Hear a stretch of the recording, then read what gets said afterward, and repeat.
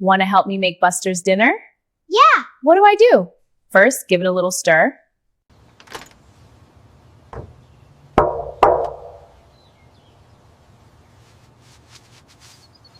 The bowl had a name scratched into the side.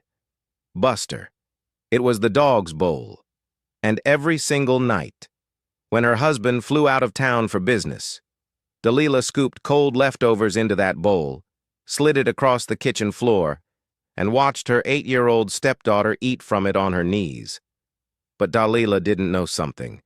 She didn't know that in 6 weeks, a man in a gray suit would knock on that very same door, and what he carried in his briefcase wouldn't just save that little girl.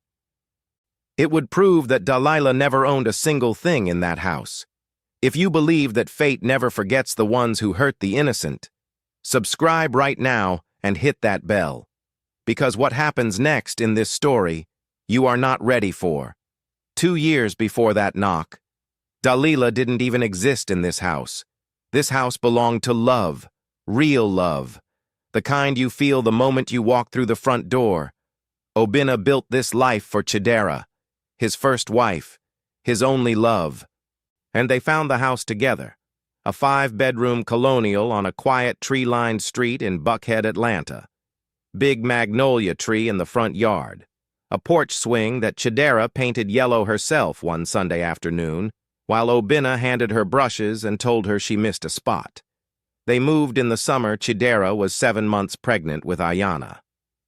"This is where she's going to grow up," Chedara said, standing in the empty nursery. Her hand rested on her belly, but sunlight poured through the window and landed right where the crib would go. "Right here, this room, with that sunlight touching her face every single morning." Oena stood behind her, wrapped his arms around her, pressed his lips to her shoulder. "She's going to have everything," he whispered. "Everything we didn't." And for 6 beautiful years, she did. Oena grew up barefoot in that backyard. The Chedara braided her hair on the porch every Sunday morning while gospel music played from a little speaker on the railing. Oena grilled jerk chicken on Saturday afternoons while Oena sat on his shoulders and counted clouds like they were treasures. They were the kind of family that made strangers smile when they walked past. Then Chedara got sick. It started with headaches that wouldn't go away. Then fatigue that no amount of sleep could fix. Then one Tuesday afternoon, she collapsed on the kitchen floor. The glass she was holding shattered around her. By the time the doctors ran every test they could, the diagnosis came back like a door slamming shut. Stage 4 pancreatic cancer, aggressive, inoperable. Chedara lasted 11 months. But in those 11 months, she did something nobody expected. She didn't spend her days crying. She didn't fall apart. She planned. She sat in a downtown Atlanta office with a man named Mr. Adewale Okafor, a lawyer her family had trusted for decades, and she made arrangements, quiet arrangements. Papers were signed, accounts were restructured, a trust was created and funded. Oena thought she was handling medical paperwork and insurance. She was handling much more than that. On the night she died, the hospital room was dim. Machines beeped softly. Chedara's hands were cold, but her grip was strong. She pulled 6-year-old Oena close and held her face in both palms. "You are going to be okay," Chedara whispered. Her voice was barely there. "Mama made sure. No matter what happens after I'm gone, you are protected. You hear me, baby girl? You are always protected." Oena nodded. She didn't understand what her mother meant. She would. Oena buried Chedara on a rainy Saturday. He stood at the grave long after the last guest left. Oena held his hand and said nothing. The rain soaked through their clothes, but neither of them moved. Then for the next 14 months, Oena moved through life like a ghost. He went to work, came home, cooked for Oena, helped with homework, read her bedtime stories in a voice that had lost all its music. And that hollow, empty, broken version of Oena was exactly the man Delila was looking for. She showed up like medicine, Warm, sweet, perfectly timed. And that should have been the very first warning. Oena met Delila at a business dinner in Midtown Atlanta. She was the guest of someone else's guest. Tall, elegant, soft-spoken. She wore an emerald green dress that caught the light every time she moved. Her perfume was subtle. Her smile was the kind that made you forget your own name. She found him standing alone near the bar, staring into a glass of whiskey he hadn't touched. "You look like a man who's carrying something heavy," she said. He looked up. That obvious?" "Only to someone who's carried something heavy herself." They talked for 2 hours. She asked about Chedara directly. Didn't tiptoe around it. Didn't whisper the word wife like it was something dangerous. "I lost someone too," Delila said.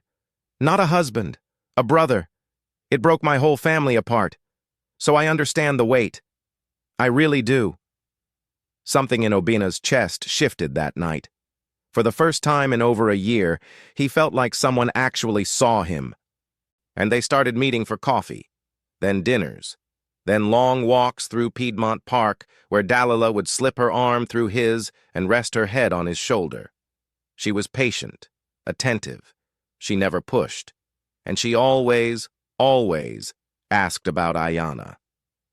"I want to meet her," Delila said one evening over pasta. "When you're ready. She deserves to know that someone cares about her father." Oena introduced them 3 weeks later. Delila brought Oena a stuffed elephant wrapped in purple tissue paper. She knelt down to Oena's level and smiled. "Hi, Oena. I'm Delila. Your daddy told me you love elephants, so I found the biggest one I could." Oena looked at her father. He nodded. She took the elephant and held it against her chest. "Thank you," Oena said softly. "You're so welcome, sweetheart." That night, as Oena tucked Oena into bed, she looked up at him. "Daddy, is she going to live here? Would that be okay?" Oena didn't answer. She just held the elephant tighter and closed her eyes. 6 months later, they were married. Small ceremony in the backyard of the Buckhead house. Oena wore a white dress and held a small bouquet. She didn't smile much, but she stood beside her father and watched this new woman step into her mother's place. The first few months were fine. Good, even. Delila cooked. She kept the house beautiful. And she picked Oena up from school. She was present and warm and everything Oena needed to believe he'd made the right choice. But there were cracks, small ones, almost invisible. "Oena, does she always leave her shoes by the front door like that?" Delila said one evening. Her tone was casual. Her eyes were not. "She's 8, Delila. That's what kids do." "I know. I'm just saying. It's a habit that should be corrected. That's all." Then it was the way Oena chewed too loudly at dinner. And then the way she laughed. "She's so loud, Oena. It's a lot." Then the way Oena looked at her when Oena wasn't paying attention. "She stares at me. This cold little stare. Like she's watching me." "She's adjusting. Give her time." Delila smiled. "Of course. You're right." But behind that smile, something cold was already taking shape. Something patient. Something waiting for the moment Oena would leave town. The first business trip was only 3 days. That was all it took. Oena flew to Houston on a Tuesday morning. He kissed Oena on the forehead at the breakfast table. He kissed Delila on the cheek at the front door. "Take care of my girl," he said. "Always," Delila said. She stood on the porch and waved until his car turned the corner and disappeared. Then she walked inside, closed the front door, and the house changed. That evening, Delila cooked dinner for one. Pan-seared salmon, asparagus, a glass of cold white wine. She sat at the dining table alone, then her phone propped against a vase, watching a show. Oena came downstairs in her pajamas. "Delila, is dinner ready?" "Your dinner is in the kitchen." Oena walked in. On the counter sat a paper plate with 2 slices of white bread. a cup of tap water beside it. "This is dinner?" Delila didn't look up from her phone. "You should be grateful you're eating at all in this house." Oena took the plate to her room. She ate alone in the dark. The second night was worse. "Come here," Delila said, but her voice was flat. No warmth, no pretense. Oena walked to the dining room. "Sit." Oena reached for a chair. "Not there." Dalila's eyes were ice. "On the floor." "What?" "Did I stutter, Oena?" "On the floor." Oena's hands started trembling. Slowly, she lowered herself to the cold tile. Delila stood up. She opened the cabinet beneath the kitchen sink and reached to the back. She pulled out a ceramic bowl, beige, chipped at the rim, and with a name scratched into the glaze in faded letters. Buster, the family dog who died 2 years ago. The bowl should have been thrown out, but Delila had found it, and she'd kept it.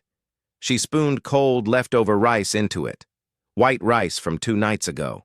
No seasoning, no warmth. She set it on the tile floor in front of Oena. "Eat." Oena's eyes filled with tears. That's Buster's bowl. And now it's yours." Delila sat back down and picked up her wine glass.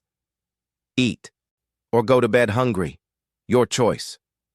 Oena ate, on her hands and knees, on the cold kitchen floor of her own home. Tears dropping silently into stale rice while the woman her father married sipped Chardonnay 3 feet away.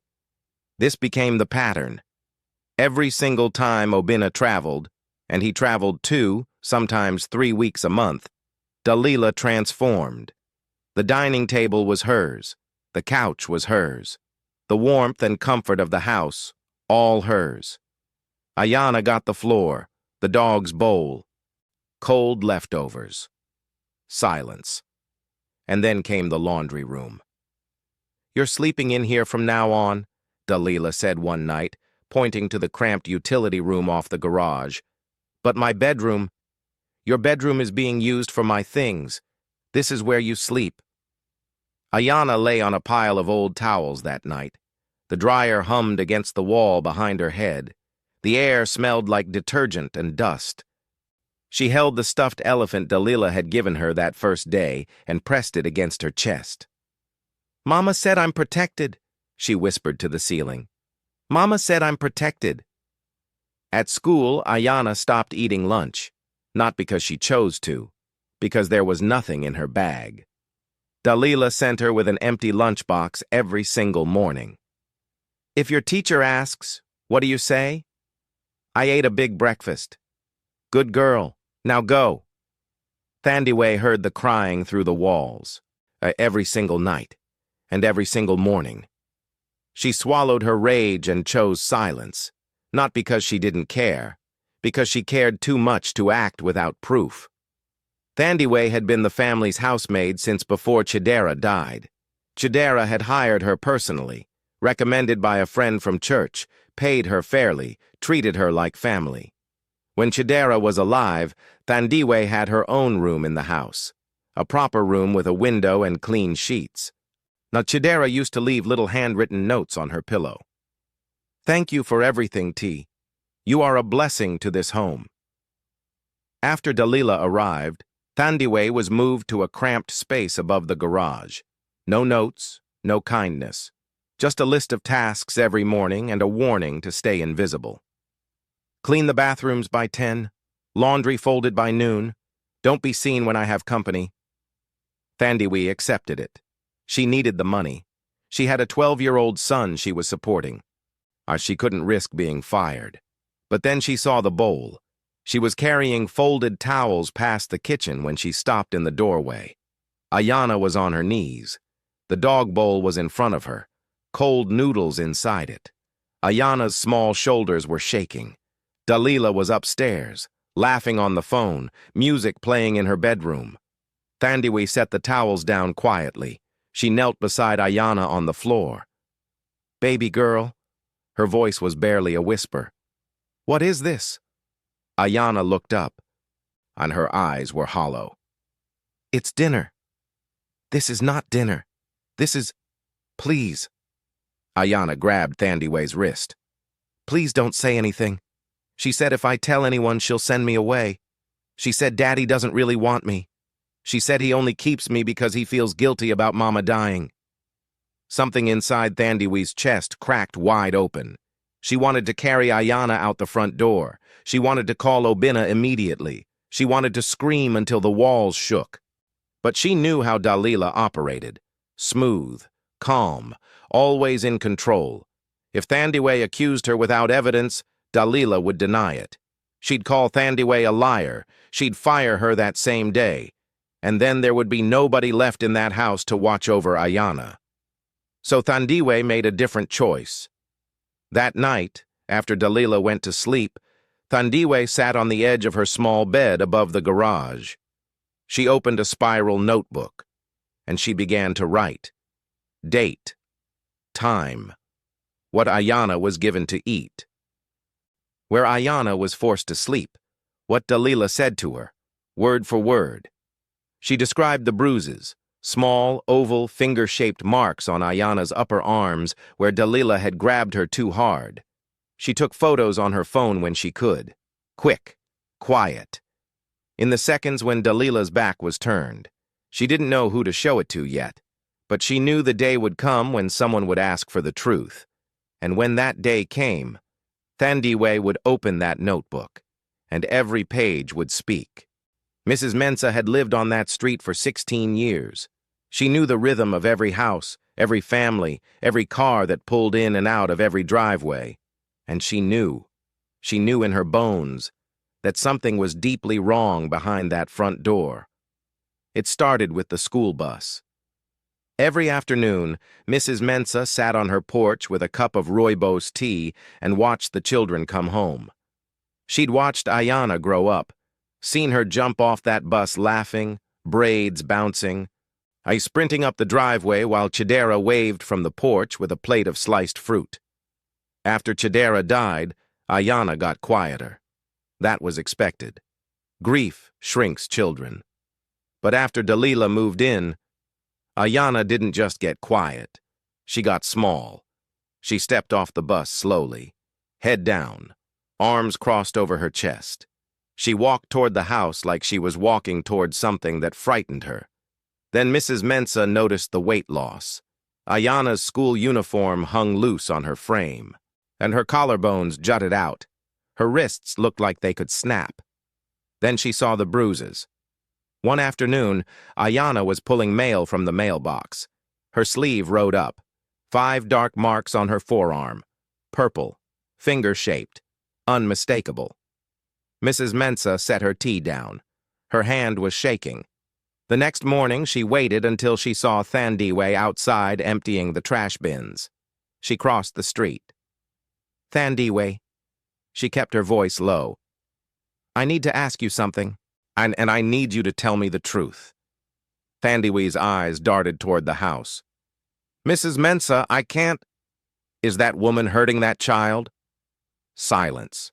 A long, loaded silence. Thandiwe's chin trembled. She didn't nod. She didn't shake her head, but tears spilled down her cheeks. And that was enough. I have a notebook, Thandiwe whispered. Dates, photos, everything. 4 months of it. Who do we give it to? I don't know. If we tell Oena, Delila will twist it. She'll say we're jealous. She'll say Ayana is a liar. She's too smart. She'll win. Then we don't tell Oena. Mrs. Mensah reached into her cardigan pocket. She pulled out a business card. Old, slightly creased. A name was printed across the front in raised black letters. Mr. Adewale Okafor, Esquire. Where did you get that? Thandiwe asked. Chedara gave it to me. 3 weeks before she died. She held both my hands and said, if anything ever happens to my daughter, anything at all, you call this man, and he will know what to do. Thandiwe stared at the card like it was a key. Chedara knew, Mrs. Mensah said softly. She saw this coming. She prepared for it. That evening, Mrs. Mensah sat in her living room with the phone in her hand. She dialed the number. It rang 4 times. Okafor and Associates. How may I help you? Mr. Okafor, my name is Mrs. Mensah. I live on Chedara Street. I'm calling about her daughter, about Ayana. A pause, then a voice, deep, steady, razor sharp. Tell me everything. And she did. There was something about Chedara that Oena never fully understood, and Chedara had wanted it that way. Chedara was born in Lagos, Nigeria, but she grew up in Atlanta, raised by her grandfather, a man named Ezekiel Nduka. Ezekiel Nduka arrived in America in 1972 with $200 and a degree in civil engineering from the University of Lagos. He started a small construction company in South Atlanta. By 1985, and he had built over 300 homes across the state of Georgia. By 1995, Nduka Development Group was one of the largest black-owned commercial real estate firms in the entire Southeast. When Ezekiel died in 2009, his estate was valued at over $90 million. He had one grandchild, Chedara. Chedara inherited everything. But she didn't want the boardroom. She didn't want the title. Chedara was a school teacher. She loved children. She loved quiet Saturday mornings and hand-painted porch swings and the smell of rain on red clay.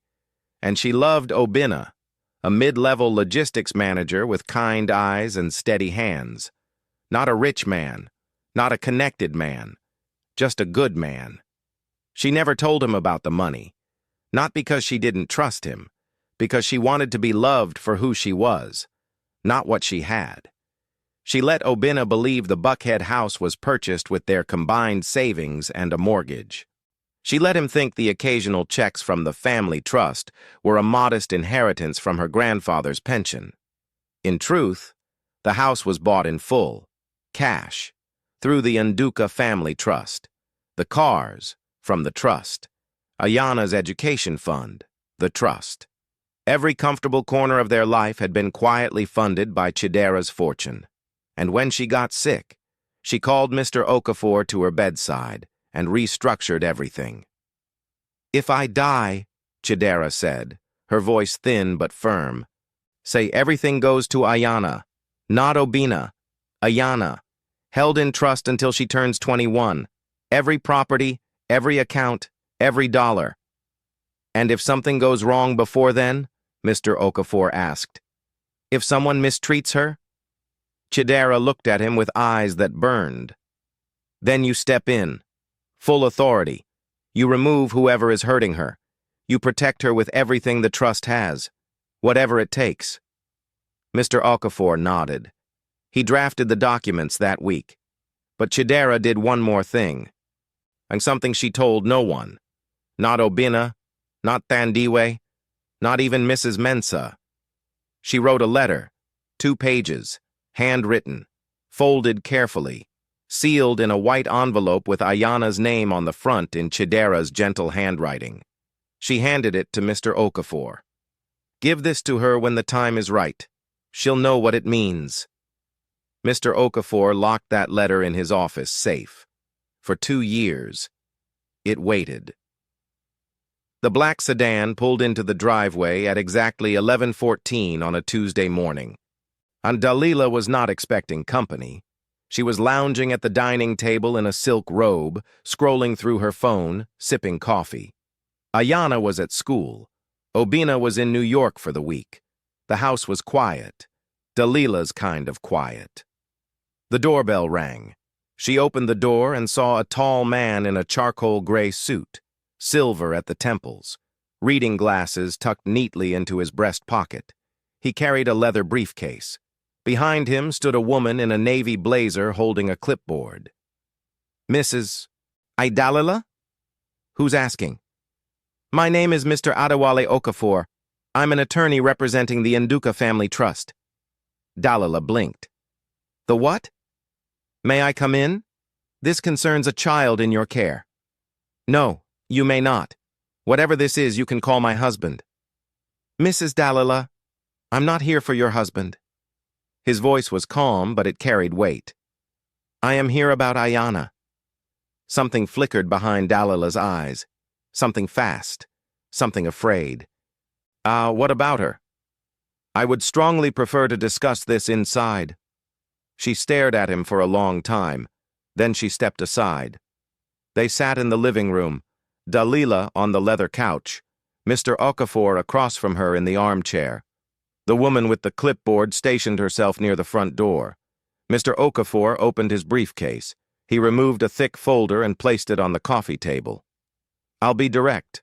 I have received a formal report, supported by extensive documentation, regarding the treatment of Oena in this household during your husband's absences. Dalila's hand froze around her coffee cup. Excuse me? Photographs. A handwritten log spanning 4 months. Medical notes from Oena's school nurse documenting unexplained weight loss. And a signed witness statement from inside this home. He opened the folder. Shall I continue? Delila set her cup down hard.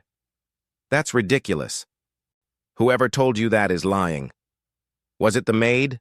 That woman across the street? Because I'll tell you right now, they are both jealous, miserable people. Oena is dramatic. She exaggerates. Mrs. Delila. He didn't raise his voice. He didn't need to. I have 47 photographs. I have timestamps. I have dates.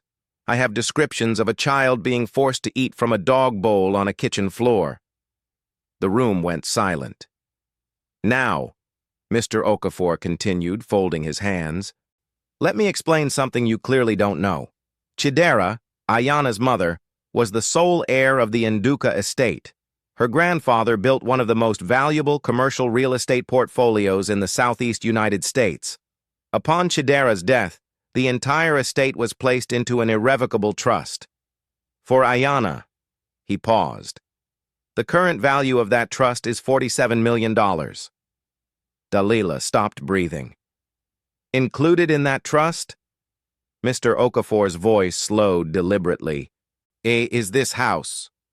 The words landed like a hammer on glass. This house. The one you're sitting in right now. Where you made a child eat from a dog bowl on the kitchen floor. This house belongs to Oena. It has belonged to Oena since before she was born. It was purchased in full by the Nduka Trust. Your name has never been on the deed. Your husband's name has never been on the deed. Dalila's lips parted. Nothing came out. The vehicle's in the garage. The investment accounts your husband draws from for household expenses. The brokerage portfolio that funds your lifestyle. All of it flows from the Nduka Trust. All of it belongs to Oena. He reached into the folder and placed a single document on the table. This is a court order, effective immediately. You are to vacate this property within 72 hours. You are prohibited from any contact with Oena pending a full investigation by the Department of Family and Children's Services. Dalila's hands started shaking violently. You can't do this. I'm his wife. I have rights. This is not your home. Mr. Okafor stood. He buttoned his jacket slowly. It was never your home. You are a guest in a house that belongs to an 8-year-old girl. A girl you starved. A girl you humiliated. A girl you broke. He closed his briefcase with a firm click. You fed the owner of this house from a dog's bowl, Mrs. Delila. You made her sleep on the floor of her own laundry room. You told her that her own father didn't love her. He walked toward the door. 72 hours.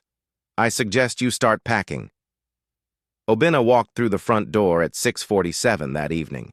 He hadn't spoken a single word the entire flight home. Mr. Okafor had called him at noon, told him everything. Every detail. The bowl, the laundry room, the bruises, the empty lunchbox. 4 months of abuse documented page by page. Oena sat in seat 14A on the flight from JFK to Hartsfield-Jackson and cried silently for 2 straight hours. The woman next to him offered a tissue. He couldn't even look at her. When he walked through the door, Delila was sitting on the couch, one suitcase beside her. Mascara streaked. She stood up when she saw him and reached for his hands. Oena, Please. Just listen to me. It's not what they said. I love Ayana. I would never hurt. Stop. One word. Low, broken, trembling. But it filled the room like thunder. Where is my daughter? She's upstairs. She's fine. Oena, just let me. He walked past her. Didn't look at her. Didn't slow down. He climbed the stairs 2 at a time and pushed open Ayana's bedroom door. She was sitting on the edge of her bed, the stuffed elephant on her lap. And she looked up with wide brown eyes, Chedara's eyes, and her bottom lip started to tremble. Daddy? Oena dropped to his knees on the carpet. He pulled her into his chest and held her so tight his arms shook. I'm sorry. His voice shattered. I'm so sorry, baby. Daddy didn't know. I swear to God I didn't know. Ayana buried her face into his neck. Her small body was trembling. She said you didn't love me, Daddy.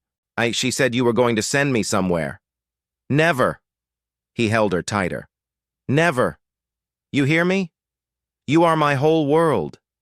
You are everything I have.